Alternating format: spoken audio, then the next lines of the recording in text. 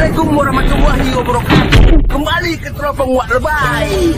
Awas, tangkap iblis. Islam tidak senang orang kembali kepada Al-Quran wa sunnah ala fahmi salaf. Perhatikan, syaitan, iblis tidak senang orang kembali kepada Al-Quran, sunnah ala fahmi salaf. Setan, iblis tidak senang orang selamat dunia akhirat, gak senang. Orang kafir juga demikian, gak senang. Makanya mereka berusaha untuk apa? Untuk menjauhkan manusia dari pemahaman yang hak ini dengan mengatakan apa? Wahabi, teroris. Yang kita hadapi hari ini, termasuk jaringan-jaringan teror itu semua 100% anggota jaringan teror ini semua Wahabi Salafi. Saya pastikan. Oh no. 100%, kalau perlu 200%. Bisa dipastikan Salafi Wahabi 100% teroris. Dahsyat fitnah yang keji.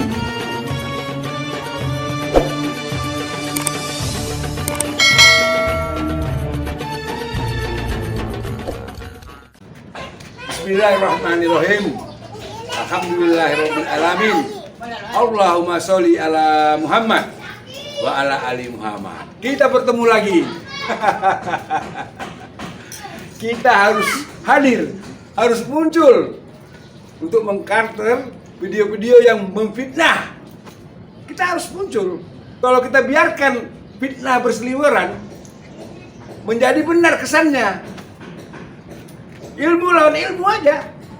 Ingat, umat pengikut Rasulullah Shallallahu Alaihi Wasallam, Muhammad bin Abdullah bin Abdul Muthalib bin Hashim bin Abdul Manaf, berdiri dengan ilmu, bukan amarah. Maaf sayang ya, jangan marah, jangan mudah marah. Marah itu dari setan, jangan. Kita bukan umat pemarah, bukan. Jangan marah. Apalagi main hakim sendiri, jangan. Hadapi dengan ilmu. Salafi, Wahabi 100% teroris. Ya, hebat ya. Hebat. Kok kelihatannya ngomong ini orang muslim loh. Orang muslim. Orang muslim ini. Tapi kok begitu musuh banget sama Islam itu, apalagi Salafi loh. Salafi itu astagfirullah. Wah, jauh di atas Syekh Muhammad Abdul Wahab. Beratus-ratus tahun jaraknya antara Syekh Muhammad Abdul Wahab yang disebut Wahabi sama Salafi. Salafi ini orang yang terbaik loh. Salafus soleh. Subhanallah, berani dia ngomong. Hanya mendapatkan referensi teori dari para teroris yang ditangkap.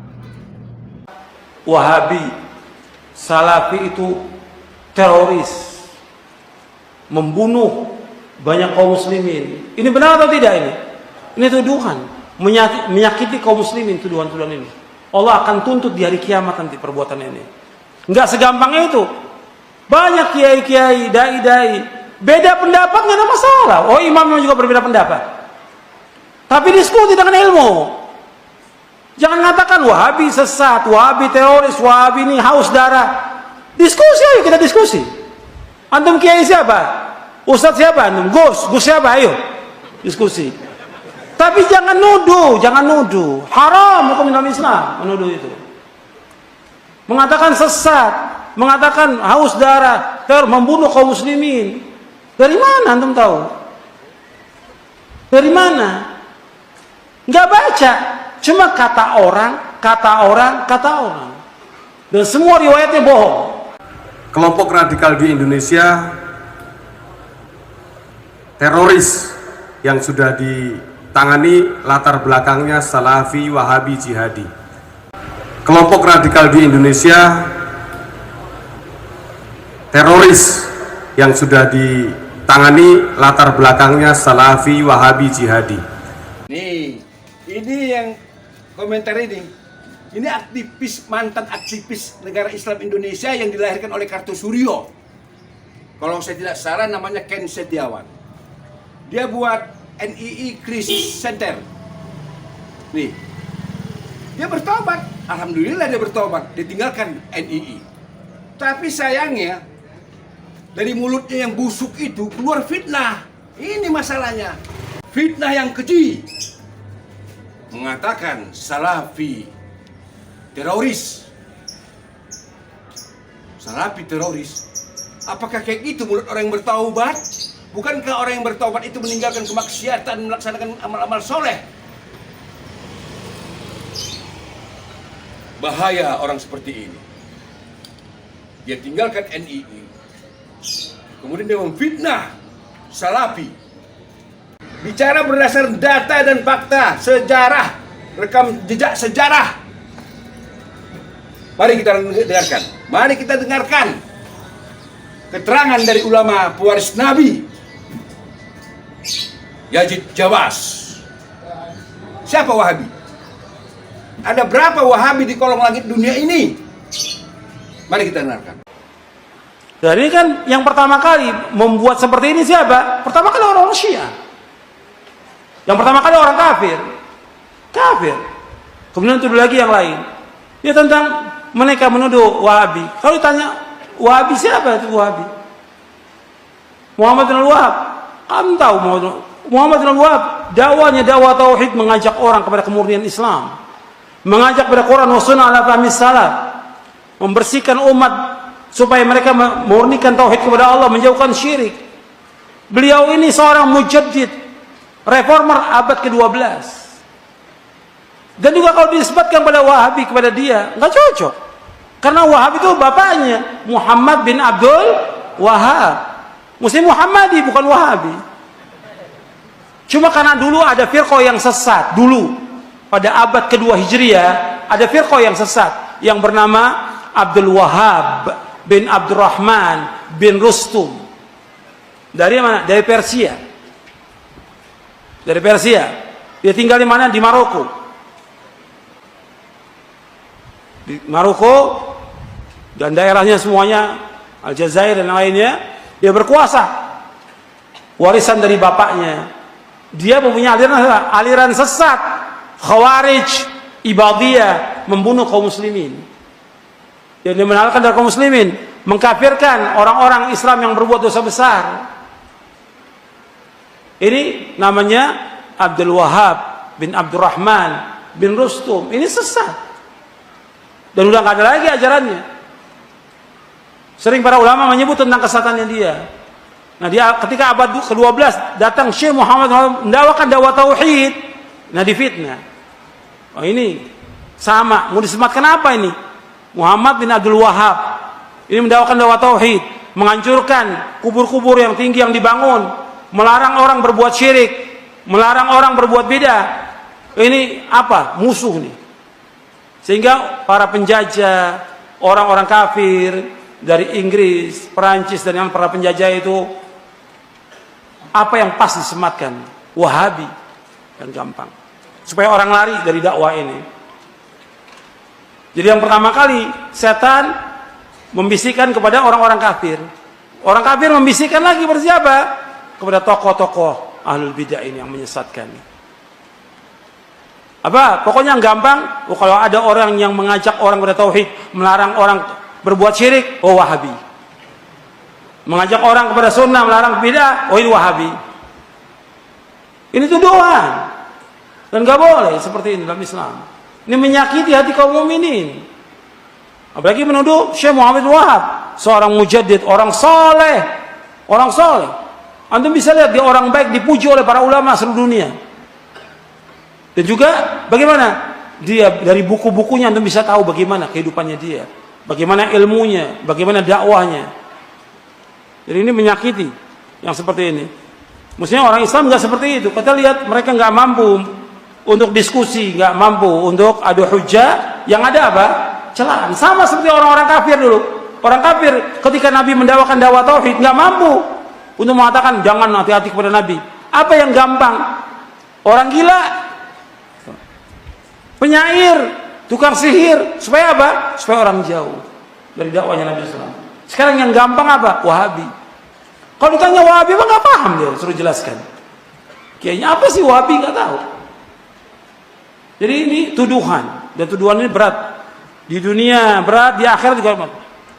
Makanya di sini akan dituntut oleh Allah, dan ini kebohongan. Dia akan memikul apa? Kebohongan dan dosa yang nyata. Tentang Syekh Muhammad bin Abdul Wahab. Beliau tulis di sini dengan penuh adab, sopan, santun, dan beliau ingin menyampaikan kepada ulama-ulama Wahabi yang ada di Saudi yang selalu mengecam beliau. Bahkan ada ulama di Saudi yang mengeluarkan fatwa bahwa Abuya Sayyid Muhammad bin Alwi Al-Maliki itu sudah sesat, murtad, dan harus dihukum mati. Sudah. Itu fatwa. Nah, tapi apa jawab beliau? Apa beliau marah? Melakukan perlawanan? Tidak. Dengan hikmah, mari kita lihat apa beliau katakan dalam kitab Mafahim Yajib An-Tusahah halaman 202. Sudah. Beliau katakan, Syekh Muhammad bin Abdul Wahhab mauqifun 'azimun wa ra'yun hakimun fi hadzal bab. Jadi kata beliau, Syekh Muhammad bin Abdul Wahhab itu punya posisi yang begitu bagus, pandangan yang begitu arif dan bijak dalam persoalan ini. Wa khususnya binisbati li ba'dil alfadil mustahirah 'alal alsinah. Khususnya berkaitan dengan sejumlah ungkapan-ungkapan yang sering diucapkan oleh umat Islam. Beliau lagi cerita, umat Islam kan di mana-mana suka baca burda, suka baca maulid, suka baca qasidah, termasuk ya Rabbi bil Mustafa dan lain sebagainya, atau ya akramal khalqi liman adutu bihi. Nah, apa beliau katakan, saudara? Mari kita lihat apa yang dikatakan oleh Syekh Muhammad bin Abdul Wahhab. Di sini Abuya Sayyid Muhammad bin Alwi Al-Maliki mengatakan, wa huwa imamut tauhid wa rasul muwahhidin.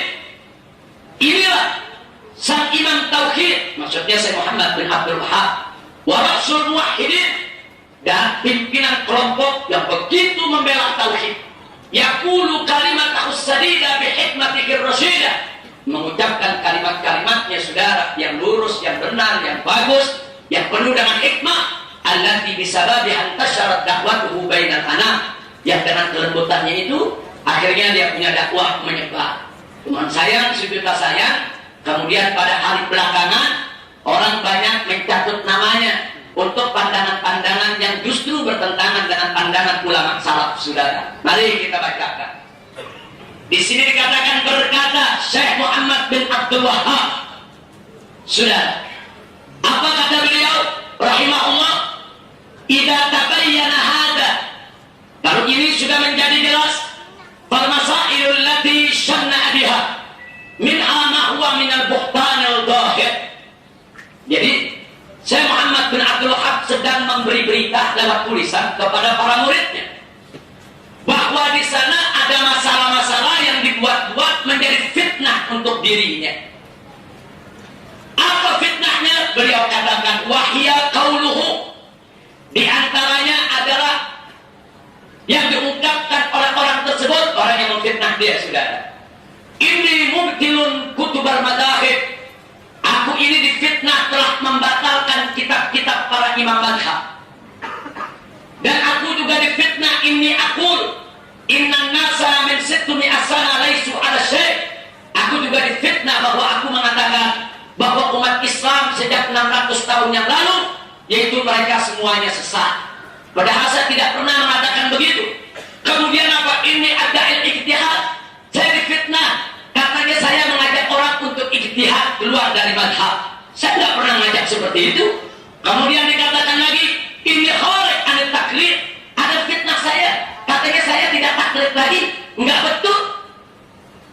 Jadi kalau beliau katakan enggak betul, berarti beliau masih taklid. Kemudian ada lagi yang fitnah saya, kata dia, ini aqul inna ikhtilafal ulama naqamah, bahwa perbedaan pendapat di antara ulama adalah ada siksa. Saya enggak pernah mengatakan begitu. Wa qauluhu, dan saya difitnah lagi oleh ucapan dia, inni ukaffir man tawassala bis-shalihin. Saya ini dituduh, katanya saya mengkafirkan orang-orang yang tawassul dengan orang soleh. Saya enggak pernah mengkafirkan orang yang tawassul. Kemudian apa beliau katakan lagi? Wa qaulihi inni ukaffiru Busiri. Saya difitnah, kata mereka saya mengkafirkan Imam Busiri dengan kitab burdahnya, saudara. Kemudian dia katakan lagi, gara-gara Imam Busiri mengatakan ya akramal khalq, saya dituduh inni ukaffiru Busiri. Kemudian dikatakan lagi, saya difitnah inni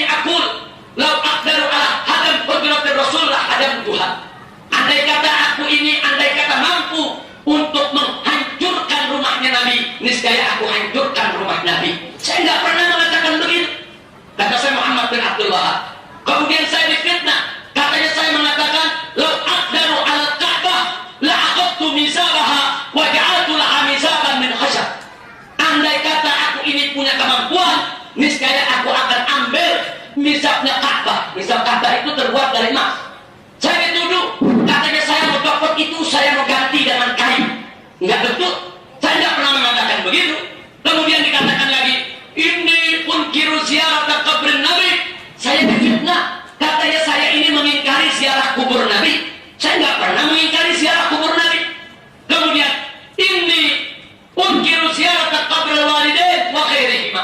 Dan saya difitnah.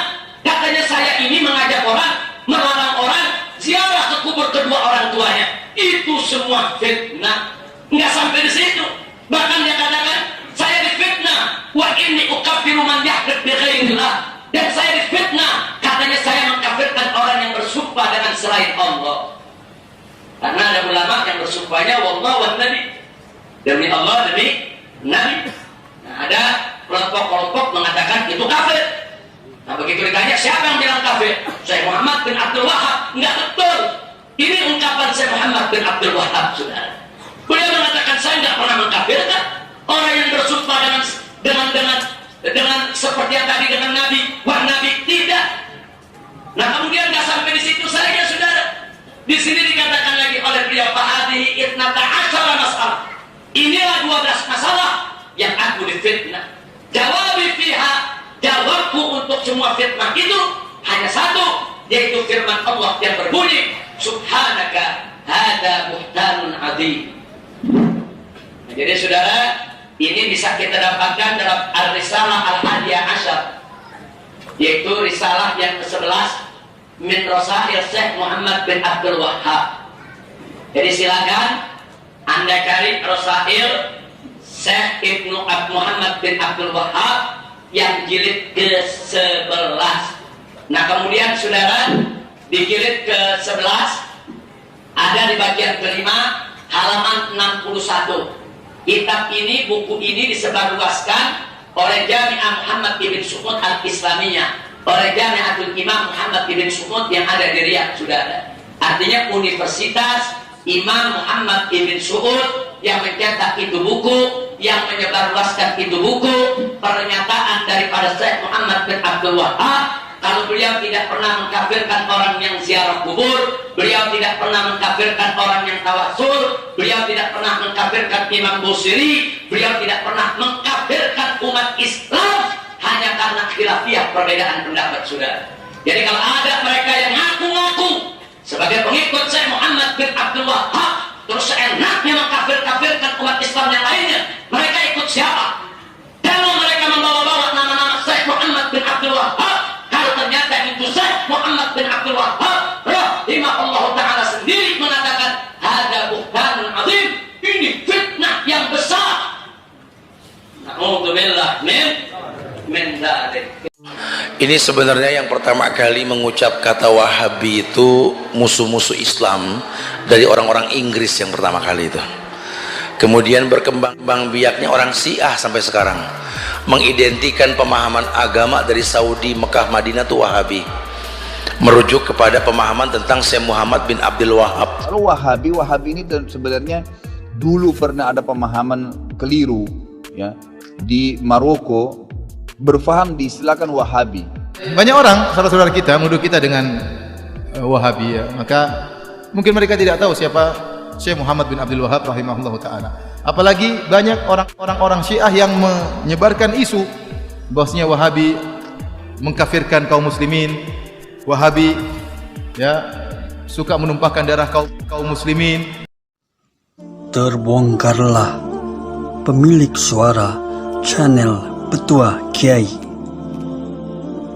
Ternyata dia itu orang Syiah, penebar kedengkian, menghasut umat Islam untuk membenci ulama Ahlus Sunnah dan ingin memecah belah umat Islam. Berhati-hatilah wahai saudara kaum muslimin jangan terpengaruh dengan channel Petuah Kiai ini. Itulah sifat buruknya orang Syiah. Teroris itu penjahat, membuat kerusakan di muka bumi, menumpahkan darah orang, membuat masyarakat resah.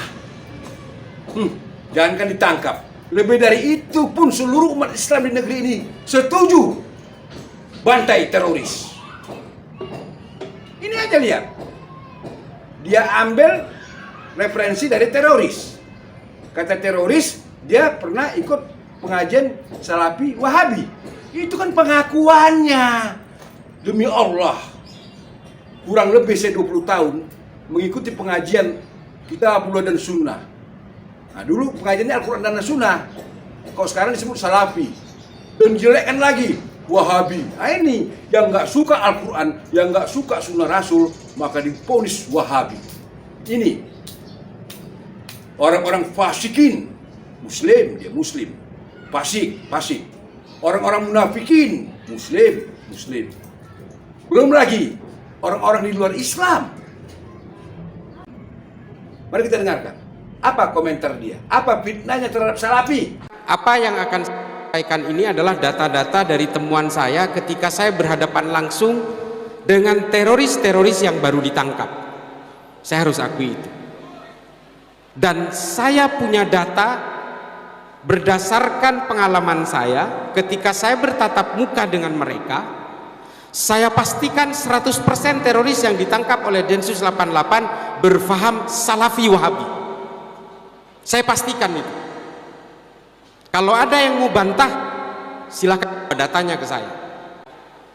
Saya minta orang-orang yang merasa Salafi Wahabi bantah saya, tapi belajar dulu tentang sejarah ini. Saya terus terang sangat percaya diri untuk mengatakan ini karena banyak sekali buku yang menulis tentang ini. Mengapa Maulidan diharamkan? Karena mereka memang paling takut dengan perkumpulan-perkumpulan masyarakat. Unjuk rasa juga diharamkan oleh mereka. Karena mereka memang paling takut terhadap pergerakan-pergerakan rakyat. Musik juga diharamkan. Karena apa? Karena keluarga Ibnu Saud paling takut dengan gerakan-gerakan kebudayaan di Timur Tengah. Lalu kemudian ajaran-ajaran seperti ini yang dibawa ke negara kita berusaha untuk menghajar Nahdlatul Ulama.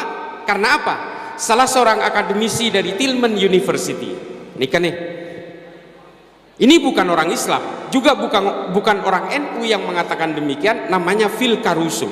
Phil Caruso mengatakan kalau ingin menumbangkan Indonesia maka harus ditumbangkan dulu Nahdlatul Ulama.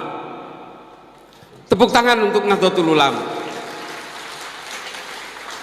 Nikah telecor tak cak madura melolo nikah. Nah, mengapa menurut Phil Caruso Nahdlatul Ulama itu menjadi penting di Indonesia? Karena hanya Nahdlatul Ulama yang punya ajaran satu, tidak pernah menjelek-jelekkan orang yang berbeda. Tolong dicatat, ini kajiannya sangat empiris dan akademis. Nahdlatul Ulama tidak punya riwayat ajaran-ajaran yang menganjurkan orang untuk memusuhi orang yang berbeda. Tidak pernah. Yang kedua, Nahdlatul Ulama tidak pernah punya riwayat pemberontakan terhadap negaranya sendiri. Ajaran-ajaran Salafi Wahabi diekspor paksa beserta uangnya datang ke sini. Untuk apa? Memecah belah umat-umat Nahdlatul Ulama ini. Saya tidak ingin mengglorifikasi lalu mendewakan dan memberhalakan Nahdlatul Ulama di sini. Tapi saya berbicara tentang riset-riset yang empiris. Yang saya katakan tadi adalah Phil Caruso dari Tillman University melakukan riset ini bertahun-tahun di Indonesia. Dan kemudian mereka menyadari, orang-orang barat menyadari bahwa Nahdlatul Ulama ini adalah pasak poros utama dari keberagaman bangsa kita. Saya akan sekali lagi melanjutkan apa yang sudah ditorehkan oleh para gembong-gembong liberal untuk menyesatkan paham dan pemikiran umat Islam, termasuk untuk at-ta'wik anil iman, membuat dekadensi moral dan akidah, pendataran dan pendangkalan terhadap akidah. Mereka dengan masif luar biasa, dengan berbagai banyak biaya dan dana yang digelontorkannya. Ini adalah salah satu rahasia umum di antara para pejuang dan para aktivis dan juga para pemikir Islam.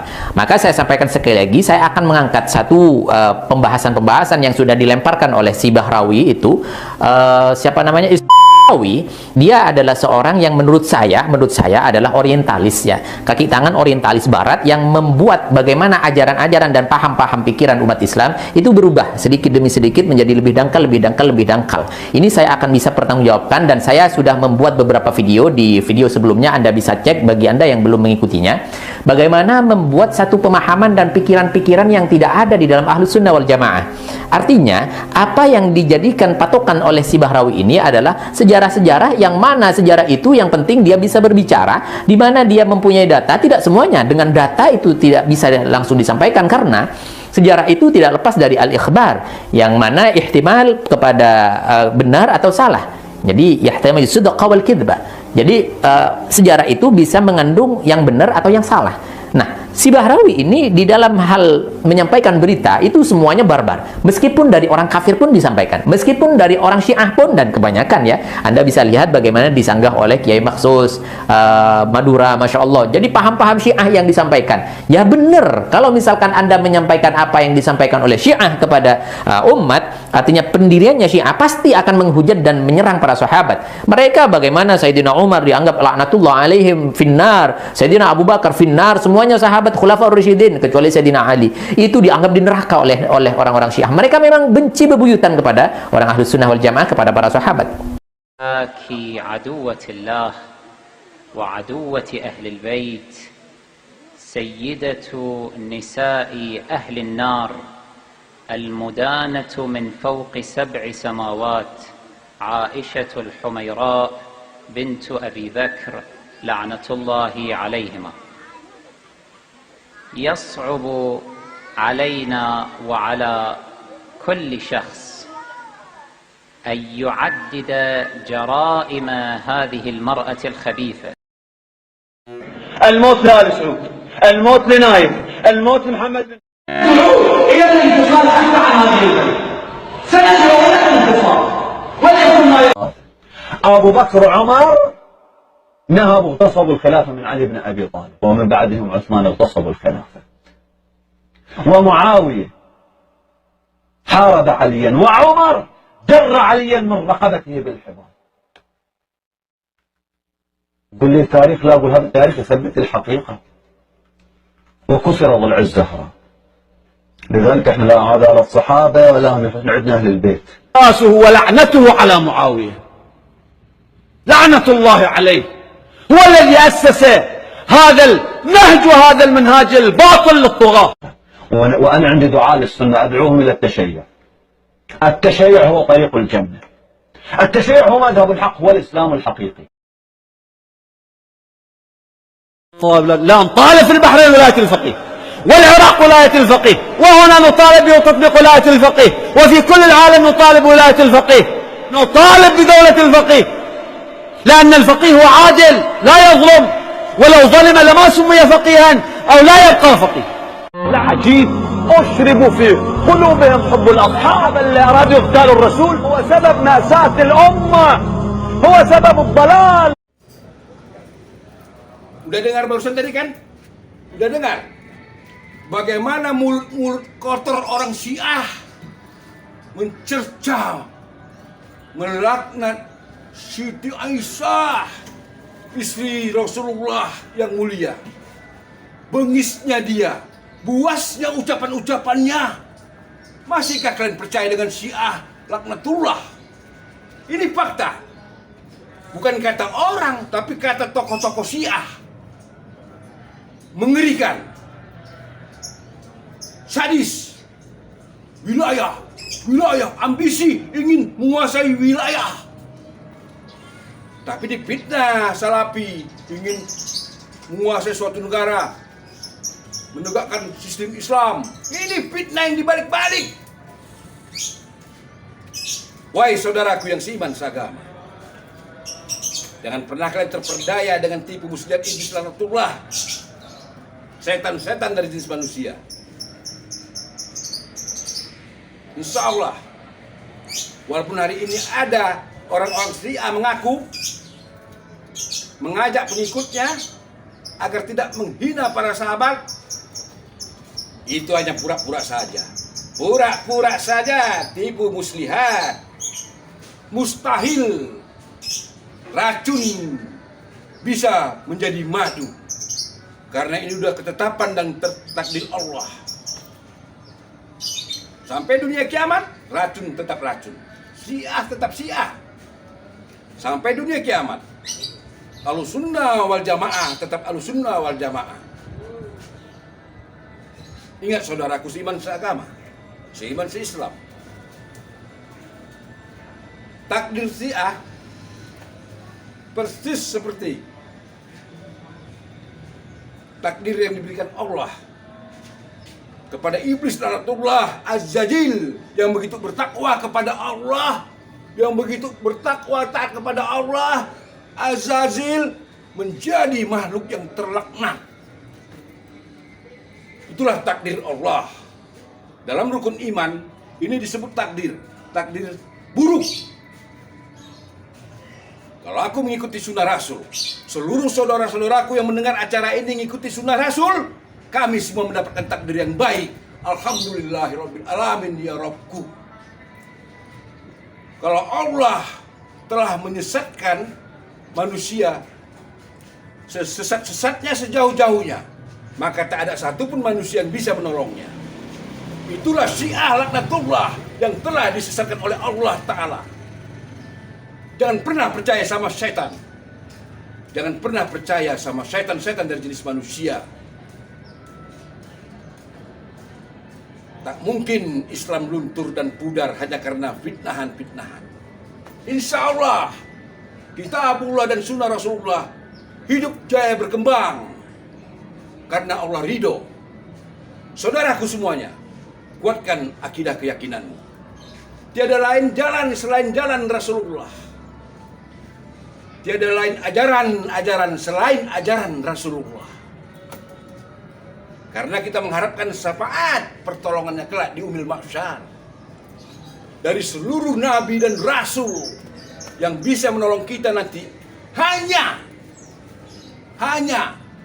Rasulullah Muhammad sallallahu alaihi wasallam bin Abdullah bin Abdul Muthalib bin Hasim bin Abdul Manaf. Itulah diberikan Rasulullah garansi kepada umat-umat yang mengikutinya. Nanti kita bisa minum di telaga Al-Kautsar, telaganya Nabi. Kita minum di sana sekali teguk sampai kiamat tak lagi terasa haus. Inilah keistimewaan mengikuti Rasulullah. Tapi kalau mengikuti setan, mengikuti iblis, jadi penghuni neraka. Penghuni neraka minum air yang mendidih, meminum nanah, mengerikan. Walaupun akhirnya umat Islam masuk surga, walaupun akhirnya mereka di sana mampir, tapi mengerikan. Tak berapa lama itu disiksa. Pengikut iblis, tukang fitnah, tukang adu domba, pengkhianat negara, pengkhianat bangsa.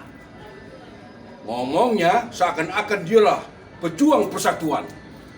Ngomongnya seakan-akan dialah cinta Indonesia. Tapi sebenarnya di balik itu semua, dia mau menghancurkan umat Islam dengan adu domba. Dibenturnya kelompok Islam yang satu dengan kelompok Islam yang lain. Untuk siapa pengkhianat bekerja? Untuk siapa pengkhianat Islam, pengkhianat negara itu bekerja? Kalian bisa menjawabnya. Kalian bisa menjawabnya. Wahai pemerintah, kalian harus tahu orang-orang salaf adalah pengikut Rasulullah secara konsekuen. Tak terpikir di benaknya untuk menjadi pemimpin, menjadi presiden, atau menjadi Amirul Mukminin di negeri kita ini. Enggak. Itu hanya fitnah-fitnah dari setan dari jenis manusia. Wahai pemerintah, kudoakan kalian semuanya dalam perlindungan Allah dan panjang umur, mudah rezeki, dan cinta kepada Allah dan Rasulnya. Insya Allah berkah di dunia, sejahtera di akhirat. Jangan pernah percaya dengan para pengkhianat yang mengadu domba dan menyebar fitnah. Wassalamualaikum warahmatullahi wabarakatuh. Alhamdulillahi Rabbil Alamin.